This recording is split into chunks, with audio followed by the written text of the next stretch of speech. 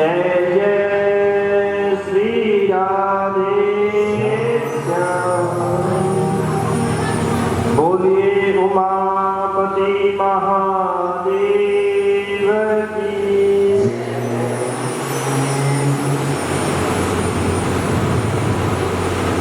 परम मंगलमयी परात्पर अकारण करुणा करुणालय भक्त वांछा कल्पतरु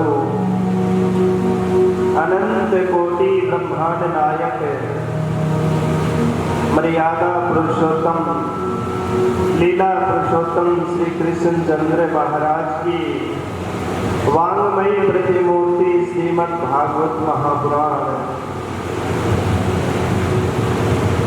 कथा में विराजमान मातृशक्ति माताएं बहनें पिता तुल्य बुजुर्ग युवा साथी और वर्तमान के सभी नन्ही नन्ही कन्या बाल गोपाल सभी को व्यास मंच की ओर से कोटि कोटि नमन कोटि कोटि प्रणाम। परम पूज्य श्री सद्गुरुदेव भगवान कली पावन अवतार गोस्वामी तुलसीदास जी वेदव्यास जी महाराज और कथा के परम रसिक श्रोता श्री हनुमान जी महाराज विप्र समाज संत समाज ग्राम देवता कुल देवता वास्तु देवता क्षेत्रपाल लोकपाल सभी का सहयोग एवं आशीर्वाद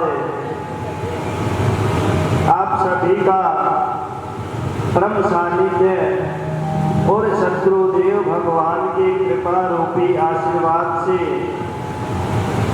भगवान की ये पावन सी कथा आज षष्ठम दिवस की कथा हमारी प्रारंभ हो रही है। आज इस पावन सी कथा में हम प्रवेश करेंगे भगवान की अनेक प्रकार की लीलाओं का रसास्वादन करेंगे। आज से पहले 5 दिन और भगवान की कथाएं हो चुकी हैं। हम सभी ने मिलकर भगवान की कथाओं का परस्पर आनंद उठाया है और आज भी हम भगवान की उसी कथा में रसास्वादन करेंगे। पहले भी बताया था कि आप सभी का भी ये बड़ा सौभाग्य है कि आप सबको ये कथा भगवान की सुनने को मिली।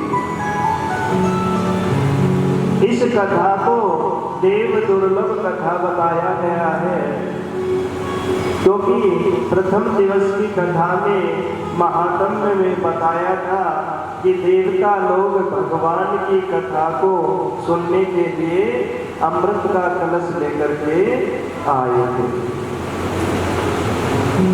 अमृत का कलश भगवान की कथा के बदले श्री सुखदेव जी महाराज को दे रहे थे, लेकिन सुखदेव जी महाराज ने भी अमृत के बदले भी भगवान की कथा सुनाने से इनकार कर दिया।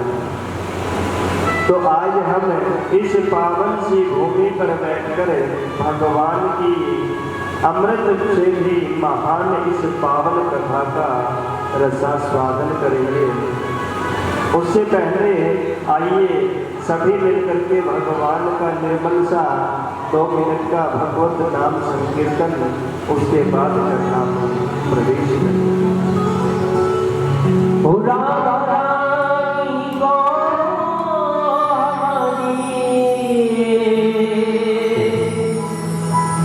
श्याम प्यारी को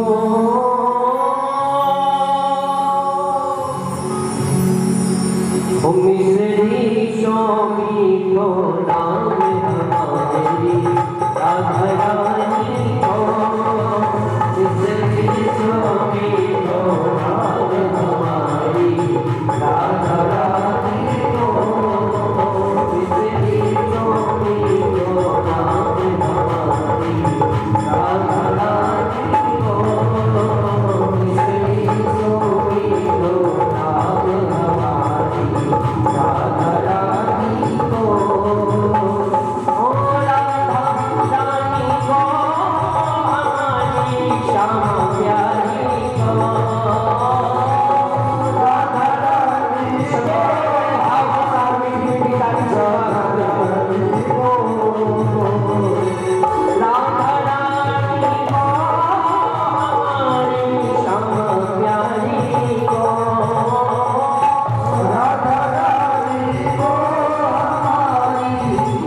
प्यारी को मिसरी सो मिसरी सो मिसरी स्वामी को नाम हमारी राधा रानी को मिसरी स्वामी को नाम हमारी राधा रानी को राधा रानी सरकार की जय हो।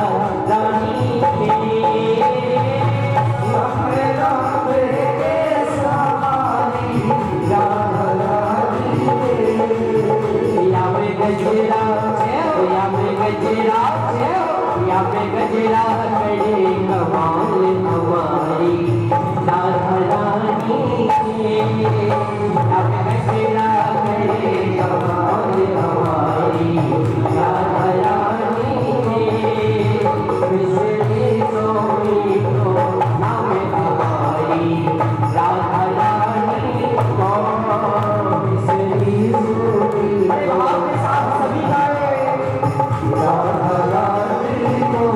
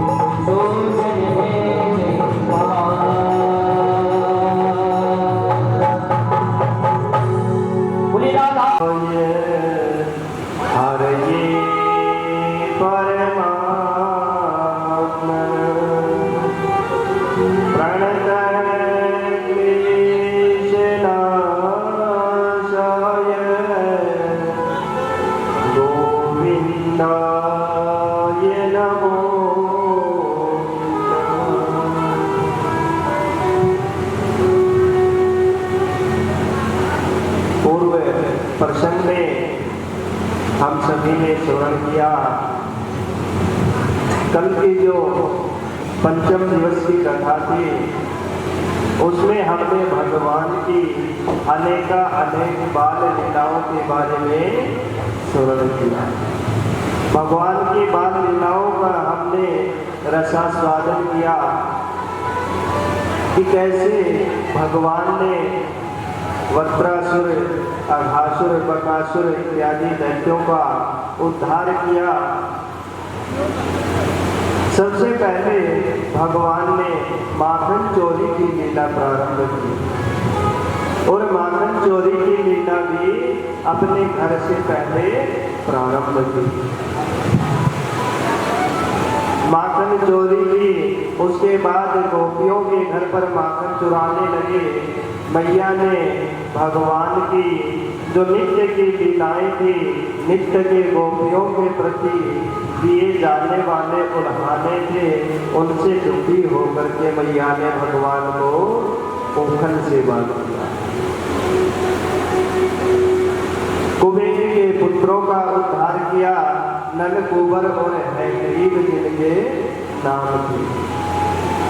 उनका कुबेर पुत्रों का उद्धार करके कालिया नाग पर भगवान ने कृपा की और सभी ब्रजवासियों को गोवर्धन पर्वत के नीचे 7 दिन तक भारी प्रसाद में भी सभी को सुरक्षित रखा।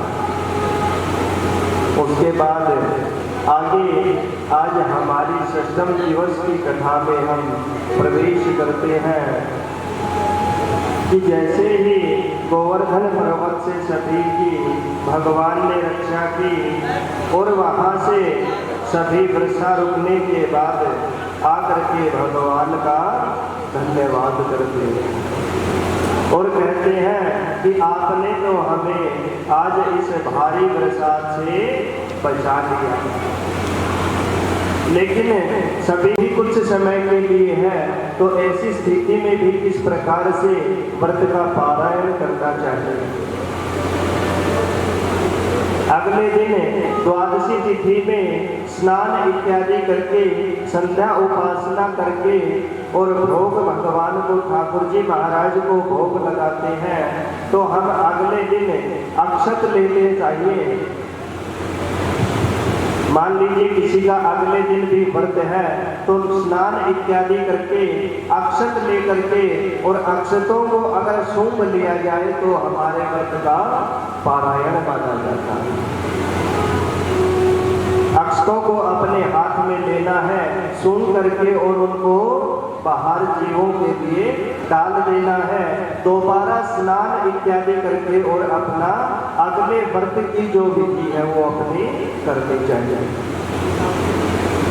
इस प्रकार द्वादशी तिथि में एकादशी का पारायण भी होता है।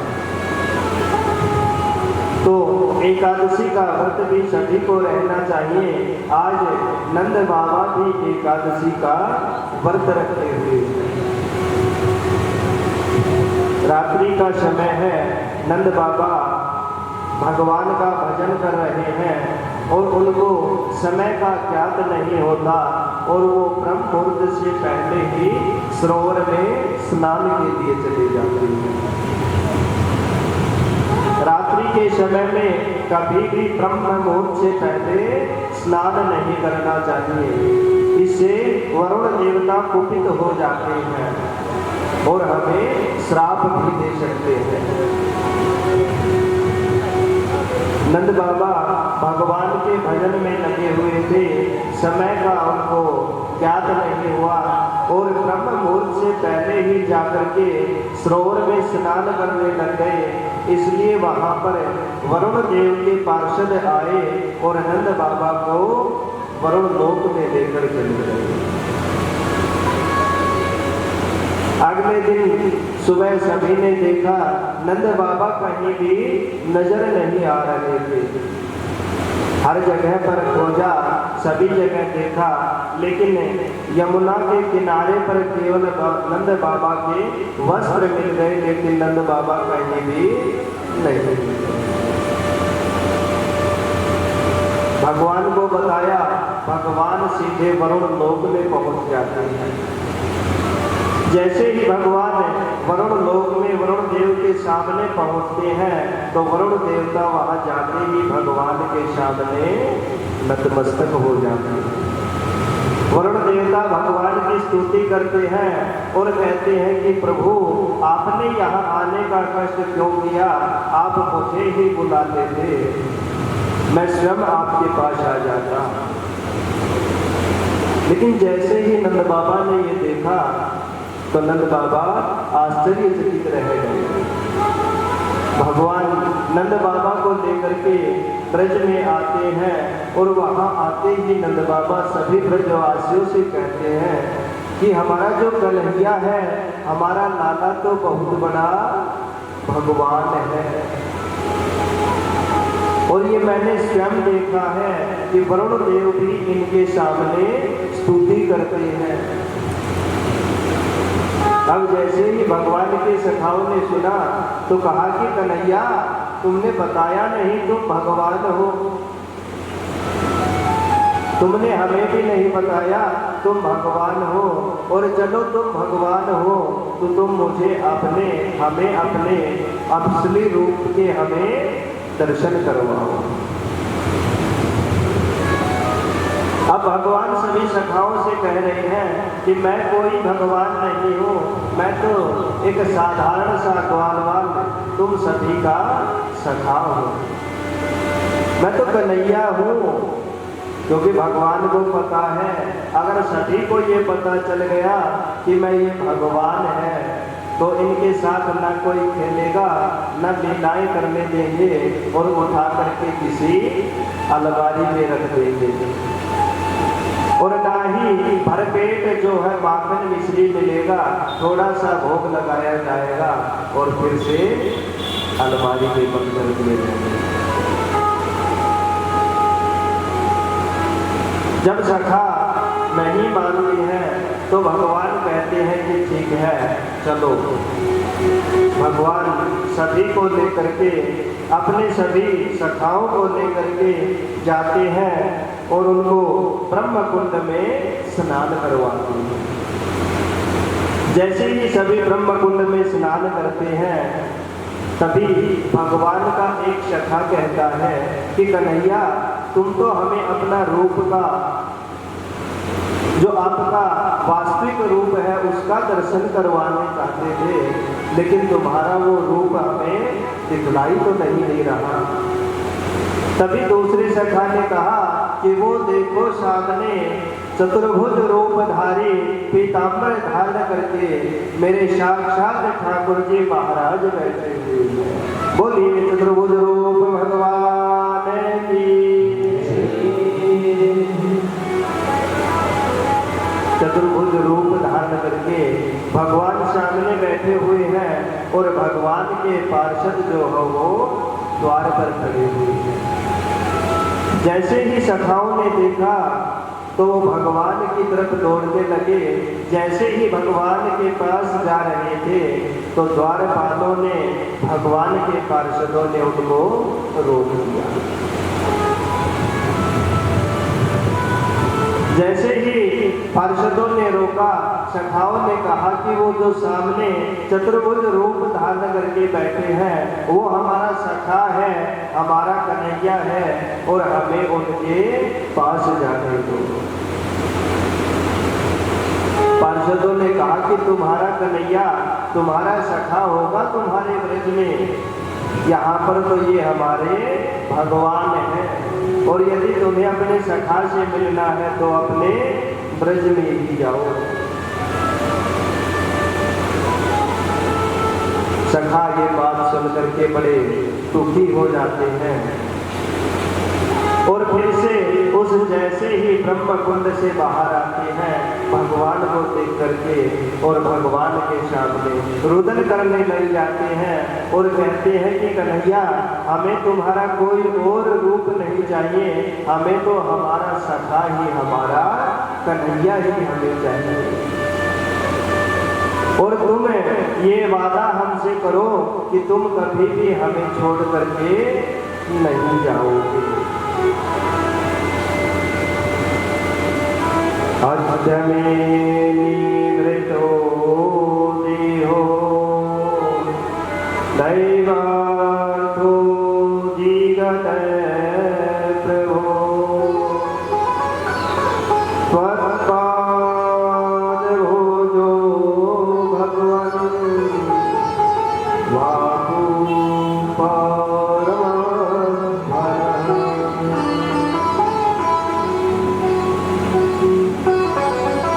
सखा भगवान से कहते हैं कि कन्हैया तुम कभी भी हमें छोड़ करके मत जाना।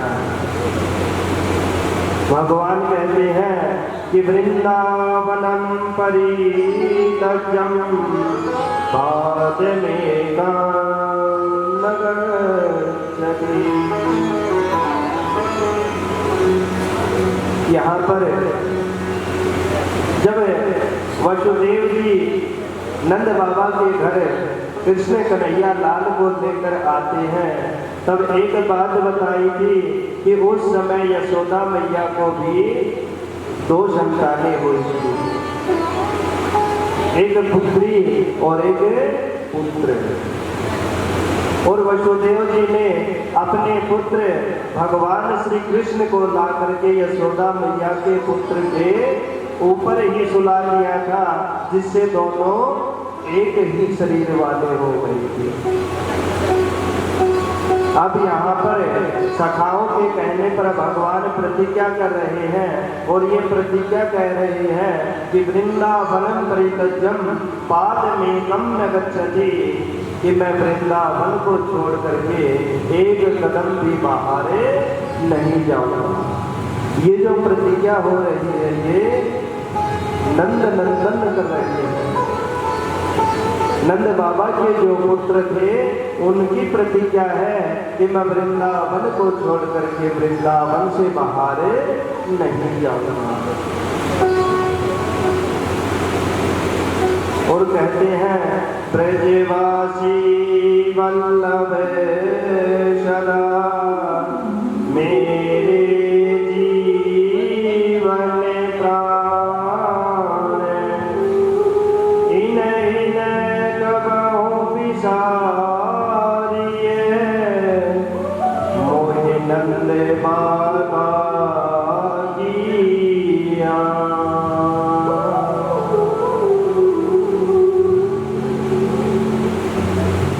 भगवान कहते हैं कि जो ब्रजवासी हैं वो मेरे प्राण धन है, वो मेरा जीवन है, और मुझे नंद बाबा की आन यानी कि मुझे नंद बाबा की सौगंध है, मैं इनको छोड़ करके कभी भी नहीं जाऊंगा। आगे की कथा में जो वसुदेव नंदन वासुदेव जी हैं वो वृंदावन को छोड़ करके जाएंगे, लेकिन अब यहाँ जो प्रतिज्ञा हो रही है वो नंद नंदन की हो रही है। नंद मामा के जो पुत्र हैं उनकी प्रतिज्ञा है, और वो कह रहे हैं कि मैं कभी भी इनको छोड़ करके नहीं जाऊंगा।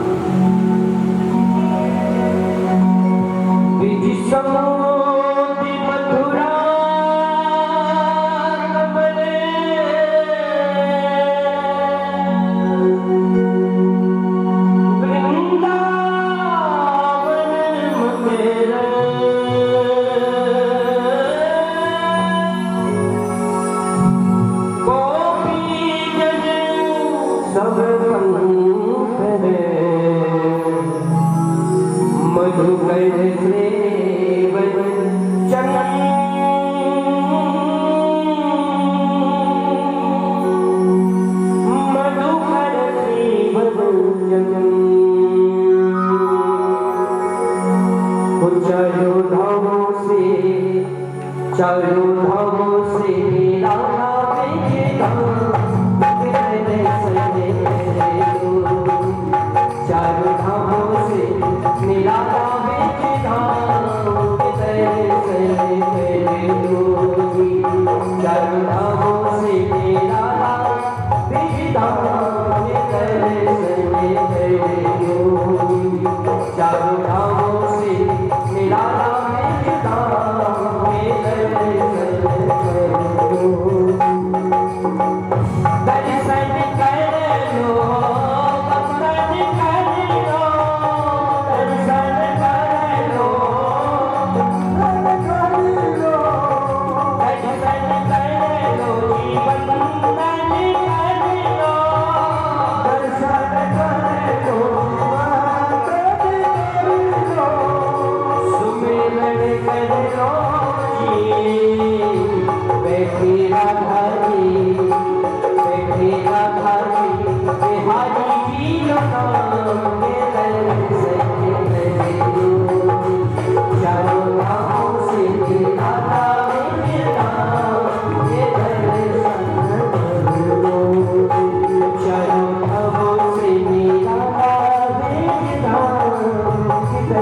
दर्शन के लोगी चारों धामों से तेरा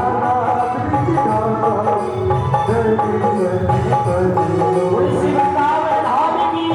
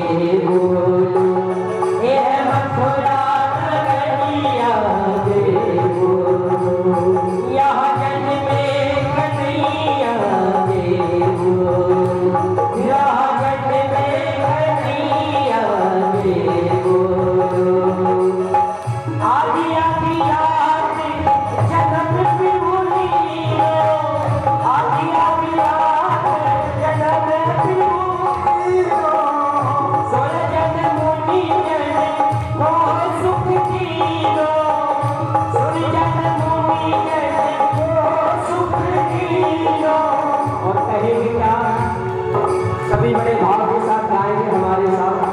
हाथी घोड़ा पाल की जय कन्हैया लाल की, हाथी घोड़ा पाल की जय कन्हैया लाल की, हाथी घोड़ा पाल की जय कन्हैया लाल की, हाथी घोड़ा पाल की जय कन्हैया लाल की, हाथी घोड़ा पाल की जय कन्हैया लाल की, घोड़ा पाल की ओ बचन दिया तो प्रभु रण की, ओ बचन दिया तो प्रभु रण की, श्री विष्णु बने घनश्याम तेरे दर्शन हरिओ, चारों धामों से तेरा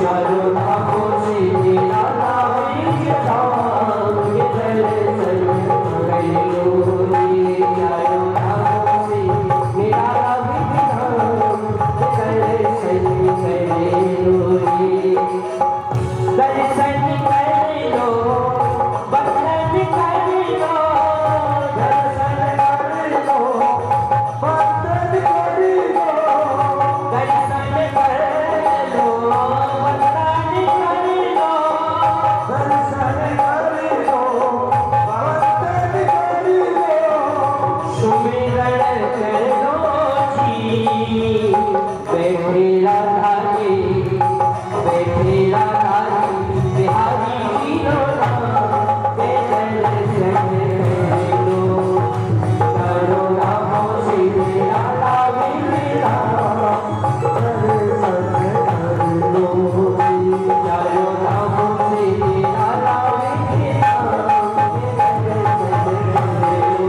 चारों धामों से तेरा दर्शन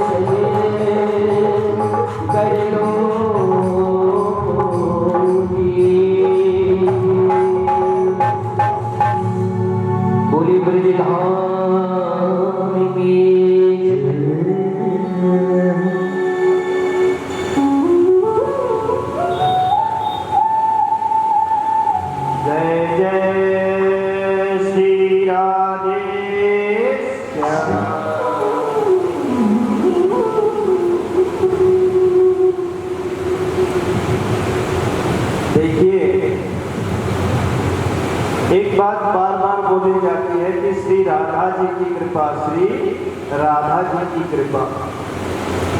अब कृपा सभी के ऊपर होती है, लेकिन कृपा हर इंसान पर, हर जीव पर 5 चीजों की कृपा मुख्य बताई गई है। पूज्य सद्गुरुदेव भगवान बताते हैं कि हर जीव के ऊपर 5 कृपाएं होती हैं। सबसे पहली कृपा गौ कृपा होती है। गौ माता की कृपा सबसे पहली कृपा होती है। गौ का पूजन करते हैं। गाय को पूजनीय माना गया है, क्योंकि गौ जो माता है उसमें सभी देवताओं का वास बताया गया है।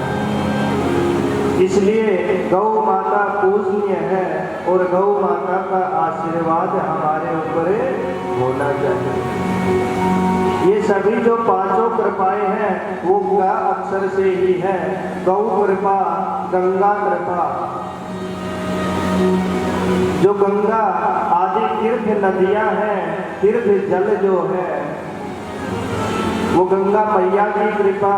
और देखिए हर बार यही बात बताई जाती है कि हम बहुत ही बड़े सौभाग्यशाली हैं कि एक तो हमें मनुष्य जीवन प्राप्त हुआ और मनुष्य जीवन प्राप्त होकर के भी भारतवर्ष में हमें जन्म मिला, क्योंकि भारतवर्ष ही ऐसा देश है जहाँ पर भगवान की कथाएं होती हैं, भगवान की लीलाओं का गुणगान होता है। अन्य किसी देश में ये सब का अभाव है। क्या कभी आपने सुना है कि हमने अमेरिका वाले बालाजी से मन्नत मांगी है, या हम जापान वाले श्याम जी के यहाँ जाकर के आए हैं? क्योंकि अन्य किसी देश में ये भगवान का गुणगान नहीं होता है। और ये हमारा इसलिए भी सौभाग्य है कि जो दूसरे जो देश हैं उनसे लोग भगवान का दर्शन करने के लिए हमारे देश में आते हैं। लेकिन एक बात और होती है कि जो जिसके पास उपलब्ध होता है उसको कीमत का अंदाजा उनको नहीं होता है। हमारे ऊपर भगवान की कृपा है और भगवान का हमें कथाएं भी मिलती रहती हैं और भगवान का आशीर्वाद भी हमारे ऊपर है। ये बात उनसे पूछो कि जो दूसरे बाहर से आकर के भगवान का दर्शन पाते हैं। दूसरी कृपा गंगा कृपा है। ये तीर्थ नदियां जो हैं वो भी केवल भारतवर्ष में ही है। तो गा अक्षर से 2 कृपा हो चुकी है, पहली गौ कृपा और दूसरी गंगा कृपा। तीसरी कृपा है ग्रंथ कृपा। ग्रंथ जो हमारे हैं, पुराण हमारे हैं, उप पुराण है, ओप पुराण है, ये ग्रंथ भगवान के ग्रंथ भी केवल भारतवर्ष में ही उपलब्ध है। और चौथी कृपा है गोविंद कृपा। इन तीनों की कृपा होती है तो गोविंद की कृपा होती है, और यदि गोविंद की कृपा हो जाती है तो 5वीं कृपा फिर उसके बाद होती है गुरु की कृपा। बोलिए सद्गुरुदेव भगवान की, बोलिए गोविंद भगवान की। तो अब आप लोग ये देख लीजिए कि आप कितने बड़े सौभाग्यशाली हैं। श्री तुलसीदास जी ने बताया है कि एक तो रामचरितमानस में बताया है कि एक तो हम बड़े भागी हैं, अलग अलग जगह पर अलग अलग शब्दों का प्रयोग किया गया है। पहले बताया कि बड़भागी है और जो बड़भागी हैं उनको भगवान का आशीर्वाद प्राप्त हो गया है, गुरु की भी कृपा हो गई है, तो और भी अतिशय बड़भागी हो गए हैं। तो जिनके ऊपर गुरु की कृपा है, गोविंद की कृपा है, गंगा की कृपा है, गौ की कृपा है और ग्रंथ कृपा है, वो अतिशय बड़े सौभाग्यशाली हैं। और हमारे ऊपर तो सभी कृपाएं हो रही हैं। आपने देखा होगा, सुना भी होगा कि कुछ लोग कभी ऐसा होता है कि कथा सुनने के लिए आ रहे थे, मार्ग से ही कभी उनको ऐसा कार्य हो जाता है कि उनको जाना पड़ता है। और कुछ लोग ऐसे भी होते हैं कि जो घर पर ऐसे ही बैठे हैं, तो भगवान की ऐसी कृपा होती है कि उनको स्वतः ही कथा में लेकर के आते हैं। यही होती है कृपा, यही है मेरे ठाकुर जी की कृपा कि जिनको बुलाना है उनको बुलाते हैं और जिनको नहीं बुलाना वो मार्ग से भी वापस चले जाते हैं।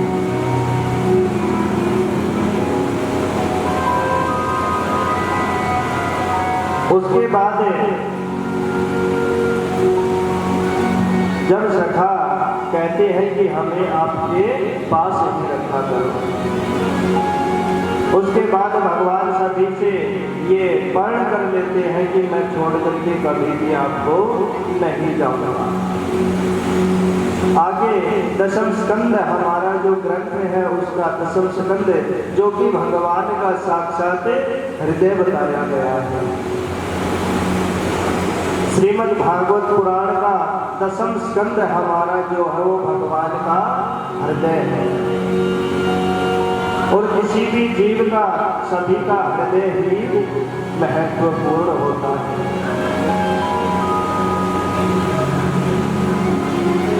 उसी में भगवान की लीलाएं हैं। उसी दशम स्कंद में भगवान के हृदय में आगे की कथा आती है, महारास की कथा। महाराज एक ऐसा प्रसंग है कि इसके ऊपर यदि चर्चा की जाए तो मेरे हिसाब से तो 1 महीने का समय भी कम रहेगा। लेकिन हमारी कथा यहाँ पर साप्ताहिक ज्ञान यज्ञ है, 7 दिन के लिए कथा होने जा रही है। और भगवान की, मेरे ठाकुर की कृपा से हमारे 5 दिन की कथा हो चुकी है। आज 6ठे दिवस की कथा यहाँ पर चल रही है। इसलिए समय अनुसार हम इस प्रसंग को स्पर्श करते हैं। आगे महाराज का प्रसंग आता है कि भगवान सभी से कहता है कि शरद पूर्णिमा की रात्रि को मैं आप सभी गोपियों के साथ, सभी के साथ यहाँ पर रास करूंगा। जो महारास है वो 5 अध्याय है। 5 अध्यायों में महारास का प्रसंग आता है। भगवान कहते हैं कि मैं शरद पूर्णिमा की रात्रि को आपके साथ रास करूंगा। अब भगवान ने विचार किया कि जो ये रात्रि है ये तो सभी के साथ अगर रास करना है तो इस रात्रि को दिव्य रात्रि बनाना पड़ेगा। भगवान ने उस रात्रि को, शरद पूर्णिमा की रात्रि को दिव्य रात्रि बनाया और सभी से महारास करने के लिए भगवान ने अपनी बांसुरी उठाई और भगवान अपनी 52 सी बांसुरी अपने अधरों से बजाने लगे।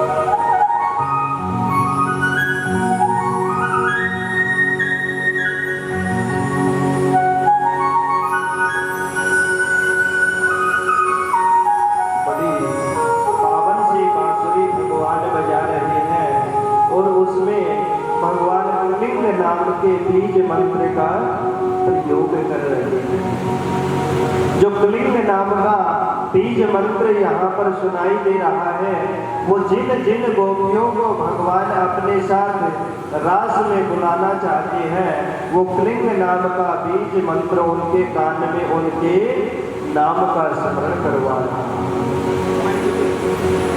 अभी अभी बताया था कि ये भगवान की कृपा ही होती है कि भगवान किसे बुलाना चाहते हैं और किसे नहीं बुलाना चाहते। यहाँ पर भी भगवान जिस गोपी को बुलाना चाहते हैं महाराज में, उसी गोपी को भगवान की बांसुरी, भगवान की बंसी सुनाई दे रही है और उस को ही अपना नाम सुनाई दे रहा है। अब गोपियों को जैसे ही भगवान की बंसी सुनाई देती है, वो अपनी शुद्ध बुद्ध खो देती है और जो गोपी जिस प्रकार से अपना ग्रह कार्य कर रही है, तो उनकी ग्रह कार्यों की स्थिति भी शुद्ध बुद्ध होते ही व्यवस्थित से अव्यवस्थित हो जाती है। एक गोपी अपने घर पर पायस बना रही होती है। पायस किस को पता है? पायस क्या होता है?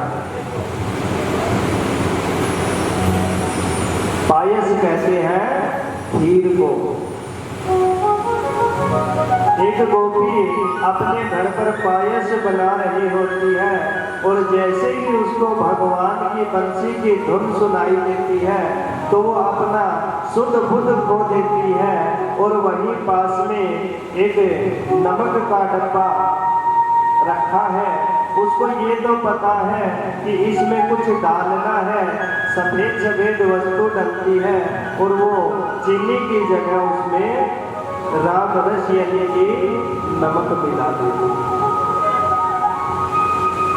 नमक डाल देती है। एक गोपी का बच्चा भगवान का सखा अपनी माता से माखन के लिए जिद्दी करता है, तो गोपी उसको माखन खाने के लिए देती है। जैसे ही उसमें मिश्री डालने लगती है, भगवान की पावन सी बंसी उसको सुनाई देती है और वो मिश्री की जगह उसमें मिर्च डाल देती है। ये तो रही गोपियों के ग्रह कार्यों की स्थिति। कहने का भाव ये है कि जिस प्रकार से भगवान की बंसी गोपियों को सुनाई देती है, वो अपनी शुद्ध बुद्ध खो देती है। अब श्रृंगार कार्य है कि एक गोपी अपने पौंची बांधने लगती है। जैसे ही वो पौंची अपने हाथ की तरफ करती है, बंसी की धुन उसको सुनाई देती है और वो हाथ की जगह पौंची अपने पैरों में बांध देती है। उसके बाद वो गुलाक लगाने जाती है। गुलाक किसको पता है क्या होता है? कहाँ पहना जाता है गुलाक? सभी माताएं पहनती हैं। आपका श्रृंगार है, आपको पता होना चाहिए। जो नाक में ये आप पहनती हैं सभी माताएं, इनको गुलाक बोलती हैं। वो गोपी जैसे ही अपना गुलाक नाम का जो आभूषण धारण करने जाती है, तो भगवान की बंसी का स्वर सुनाई देता है और वो नाक की जगह कान में डालने लग जाती है। एक गोपी अपने महावर डालने जाती है।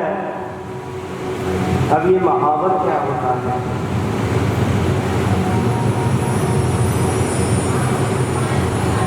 जो पैरों में गहने जो आप पहनते हैं, पायल जिनको बोलते हैं, वो महावर पहनने जा रही थी और जैसे ही बंसी की धुन सुनाई देती है, तो पैरों की जगह हाथों में पहन लेती है और वहीं से भागने लग जाती है।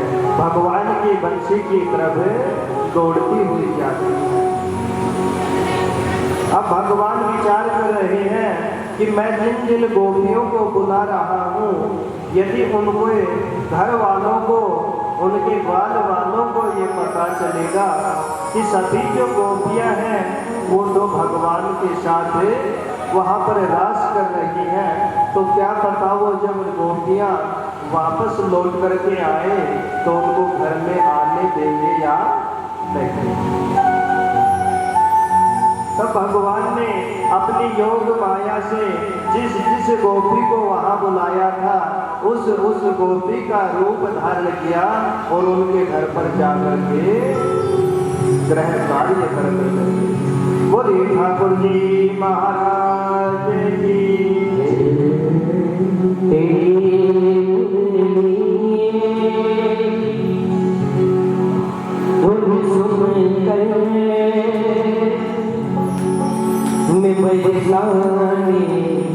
से आई हूँ तेरी मुरली मैं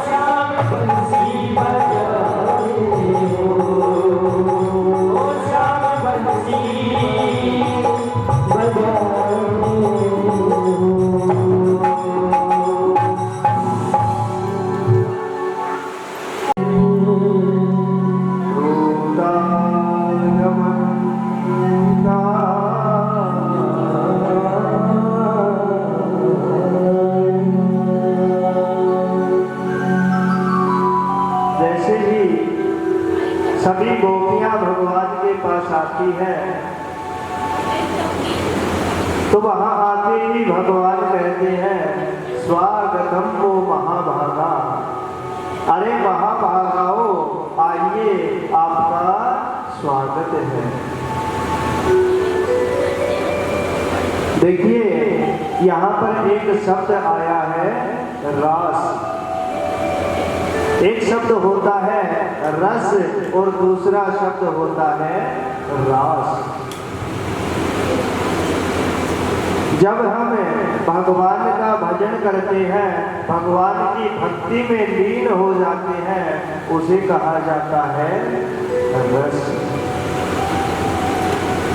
और जब भगवान की भक्ति में लीन हो जाते हैं तो भगवान हमारे ऊपर कृपा करते हैं। आज भगवान गोपियों के ऊपर कृपा कर रहे हैं, उनके साथ यहाँ पर उत्सव मना रहे हैं, तो ये होता है रास। जब भगवान हमारे ऊपर कृपा करते हैं, अपना आशीर्वाद बरसाते हैं, उसको कहते हैं रास। जैसे ही गोपियां भगवान के पास पहुंचती हैं, तब भगवान उनसे कहते हैं कि अरे महाभागाओ, आओ आपका यहाँ पर स्वागत है। लेकिन स्वागत करने के साथ भगवान कहते हैं प्रूता आगमन कारणम, आप अपने यहाँ आने का कारण भी बताओ। जैसे ही ये सुना सभी गोपियां स्तंभित रह गई, क्योंकि यदि आपको किसी ने पहले निमंत्रण दिया कि आपको हमारे घर पर आना है और आपके आते ही आपसे पूछे कि बताओ आप किस लिए आए हैं। गोपियां भी विचार कर रही हैं कि पहले तो हमें अपनी बंसी के पावन से स्वर से हमें पुकार करके यहाँ पर बुलाया है, और अब हमसे कह रहे हैं कि आपके आने का कारण बताओ।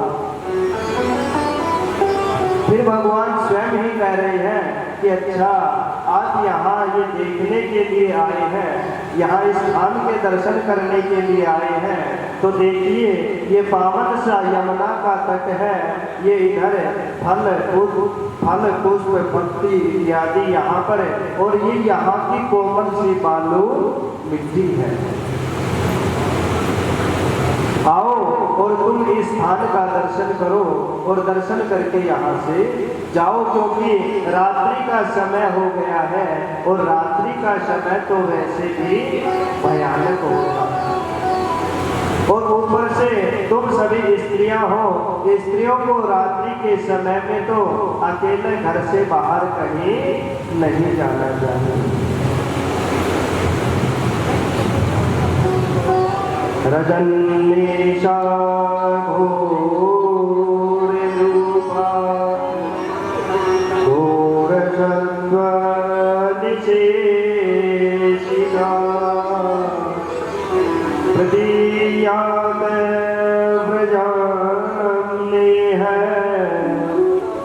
श्रेयां स्त्रीभिः सुमध्यमा।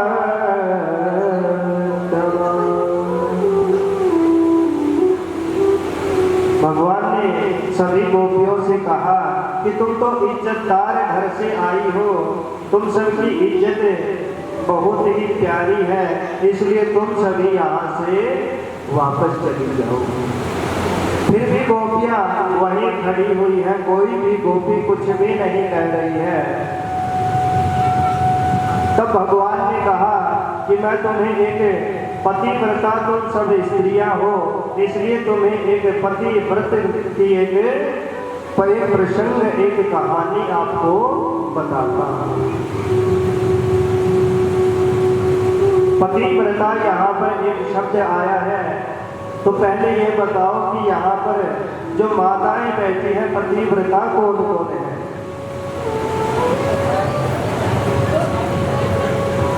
क्या क्या धर्म होता है पतिव्रता स्त्री का?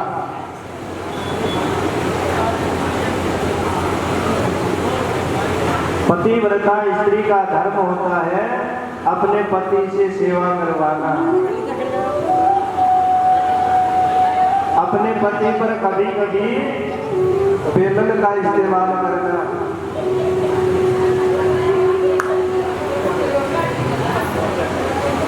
कौन कौन माताएं हैं यहाँ पर पतिव्रता जो अपने पति से गृह का कार्य करवाती है, उनसे खाना बनवाती है। अगर वो समय पर भोजन नहीं पकाते हो तो उनको थोड़ी उनकी कुछ सेवा भी करती है।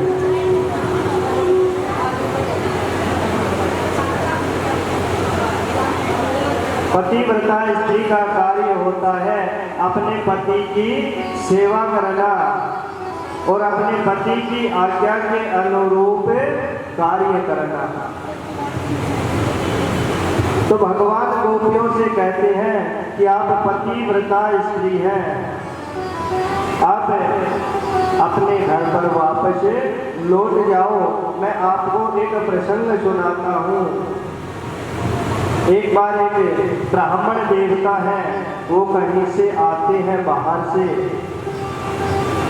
कोई हवन यज्ञ पूजा पाठ इत्यादि अनुष्ठान करवाकर आते हैं और वो घर आते ही अपनी पत्नी की गोद में सर रखते हैं। वहां पर लेटते ही उनको नींद आ जाती है। वहीं कुछ दूरी पर उनका छोटा बेटा, उनका पुत्र वहां पर खेल रहा होता है। ब्राह्मण देवता नित्य अपने संध्या उपासना करते हैं, घर में अपने नित्य हवन इत्यादि मांगलिक जो अनुष्ठान कार्य उनके यहाँ चलते रहते हैं। अपनी नित्य संध्या में भी वो हवन का कार्य करते हैं। उनका जो पुत्र है वो खेलता हुआ अग्निकुंड के पास जाता है और जैसे ही वो ब्राह्मण पत्नी देखती है कि ये बच्चा खेलता हुआ अग्निकुंड की तरफ जा रहा है, कहीं ये अग्नि कुंड में ना गिर जाए। अब बच्चा है स्वभाव से चंचल होता है, ऐसी चीजें जिनके नजदीक जिनके पास नहीं जाना चाहिए तो बच्चा जरूर जाएगा। वो बच्चा खेलता हुआ जाता है और जाकर के अग्नि कुंड में गिर जाता है। अब जो ब्राह्मण पत्नी है वो विचार कर रही है कि यदि मैं बच्चे को बचाने के लिए जाती हूँ तो पति की सेवा का अपराध मुझे लगेगा। यदि मैं बच्चे को बचाती हूँ तो पति मेरा पातिव्रत्य भंग नष्ट हो जाएगा, क्योंकि पति को अर्ध निद्रा में भी उठाना पड़ेगा। तब उस ब्राह्मण पत्नी ने विचार किया कि यदि मेरा पातिव्रत्य, मेरा पतिव्रता व्रत अगर अखंड है तो पुत्र तो और भी हो जाएंगे। वो अपने पति को वहीं पर उसी अवस्था में सुलाती रहती है, बच्चे को बचाने के लिए नहीं जा रही। और जब उनके पति यानी कि ब्राह्मण देवता निद्रा पूर्ण करके खड़े होते हैं तो वो ब्राह्मण पत्नी अग्निकुंड के पास जाकर के देखती है कि उनका बच्चा तो अग्निकुंड में भी खेल रहा है। भगवान ने कहा कि पतिव्रता व्रत की इतनी महिमा है, आप सभी भी पतिव्रता हैं, इसलिए आप यहाँ से वापस चले जाओ। तब भी गोपियों ने कहा कि कन्हैया आपने बहुत प्रचार कर लिया, बहुत हमें पतिव्रता का प्रसंग सुना दिया, अब एक प्रसंग हम भी आपको सुना रही हैं, उसके बाद आप बताना, जैसा आप कहोगे वैसा ही हमें करने को तैयार है। तब गोपियों ने बताया कि एक पति पत्नी अपने घर में अपने मकान में रहते थे। एक बार का समय ऐसा हुआ कि जो पति है उनको किसी कार्य के लिए गांव से बाहर जाना पड़ गया। जो उनकी पत्नी है वो पतिव्रता है, अपने पति की सेवा में हमेशा तैयार रहती है, पति के उठने से पहले उठ जाती है, पति को खाना खिला करके, महला खाना खिला करके और बाद में स्वयं खाना भोजन का पाती है, ऐसी वो पतिव्रता स्त्री अपने पति से कहती है कि मैं भी तुम्हारे साथ चलूंगी। तब उनके पति ने कहा कि बाहर दूसरी जगह जाना है, नया स्थान है, पता नहीं वहाँ पर कुछ व्यवस्था होगी, कैसी व्यवस्था होगी, और वैसे भी मुझे कुछ समय के लिए ही जाना है, तुम यहीं रहो, मैं कुछ दिन के बाद यहाँ वापस आ जाऊंगा। तब उनकी पत्नी ने कहा कि मैं पतिव्रता स्त्री हूँ, आपको स्नान करवा करके आपको भोजन करवाने के बाद ही मैं भोजन पाती हूँ, तो मेरा क्या होगा, ऐसी स्थिति में मैं क्या करूँगी। तब उनके पति ने अपना एक मिट्टी का पुतला बनाया और कहा कि यदि तुम पतिव्रता स्त्री हो तो इसको मेरा ही प्रतिरूप मानना, जैसे मेरी सेवा करती हो वैसे ही इसकी सेवा करना। वो उनकी पत्नी मान जाती है और वो अंदर ही अपने मकान में दरवाजा बंद करके अंदर ही रहती है और उस मिट्टी के पुतले को ही अपना पति मानती है और उन्हीं की सेवा में लगे रहती है। धीरे धीरे समय व्यतीत हुआ और उनके पति वहां से कार्य करके अपना वापस आ गए। जैसे ही वापस आए उन्होंने दरवाजा खटखटाया, अंदर उनकी पत्नी उनका जो प्रतिरूप था उनकी सेवा कर रही है। अब गोपियां भगवान से कहती हैं कि कन्हैया अब आप बताओ कि उस स्त्री को ऐसी स्थिति में क्या करना चाहिए। अब उसको दरवाजा खोलना चाहिए कि नहीं खोलना चाहिए। यदि वो पूजा कर रही है उसको पूजा पूरी करनी चाहिए या अपने द्वार पर जो उसके वास्तविक पति आए हैं उनके लिए दरवाजा खोलना चाहिए। तो भगवान ने कहा कि अरे गोपियों, सीधी सी बात है, यदि उनके वास्तविक पति दरवाजे पर खड़े हैं तो उनको सबसे पहले अपने वास्तविक पति के लिए दरवाजा खोलना चाहिए। जैसे ही भगवान ने कहा तो गोपियों ने कहा कि प्रभु आपके ही मुख से हमारा न्याय हो गया है। यदि हमारे वास्तविक पति आप हमारे पास हैं, यदि भगवान आप हमारे सामने हैं तो फिर हमें और किसी की आवश्यकता नहीं है। वो तो जो हमारे घर पर हमारे पति है वो तो आपका प्रतिरूप है।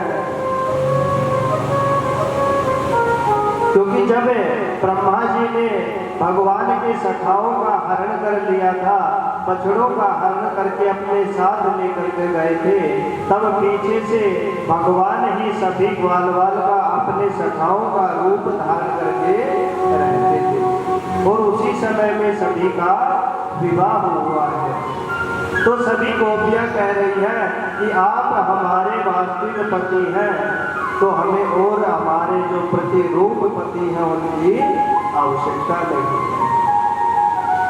तब भगवान ने विचार किया कि गोपियां पक्का निश्चय करके आई हैं, अब ये महाराज के लिए सुरक्षित है, अब इनके साथ महाराज करना चाहिए।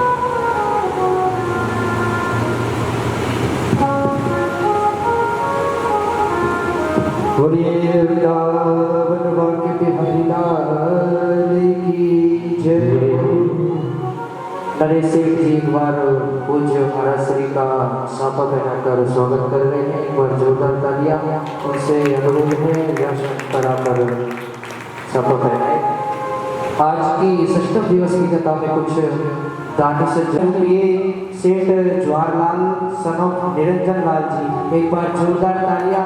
इन्होंने 1100 रुपये का दान इस कथा में दिया है। ऐसे ही सहयोग करते रहे। दूसरे 1100 रुपये का छोटू सेठ सन ऑफ रमेश कुमार गर्ग जी। एक बार जोरदार तालियां। 1100 रुपये का दान सेठ जी के द्वारा किया गया है। 500 रुपये का एक गुप्त दान आया है। गुप्त दान महादान। एक बार जोरदार तालियां सभी सहयोगकर्ताओं के लिए जिन्होंने अपनी नेक कमाई से आज इस सुंदर ठाकुर जी की रसमयी कथा में स्वागत किया है। और 1100 रुपये का सहयोग नरेश सेठ जी द्वारा 1100 रुपये का सहयोग नरेश सेठ जी द्वारा किया गया। एक बार जोरदार तालियां सभी सहयोगकर्ताओं से। व्यास मंच की ओर से हम ठाकुर जी महाराज से प्रार्थना करते हैं इनके परिवार पर इसी प्रकार कृपा बनी रहे। ऐसे ही ये सुंदर रसमयी कथाओं में अपना सहयोग करते रहे। आप जो भी भक्त सहयोग करना चाहते हैं कथा में जरूर सहयोग करें, क्योंकि आप सबके सहयोग से ही आज हम षष्ठम दिवस की कथा में प्रवेश कर चुके हैं। आज तक आप सबने बहुत सहयोग किया है।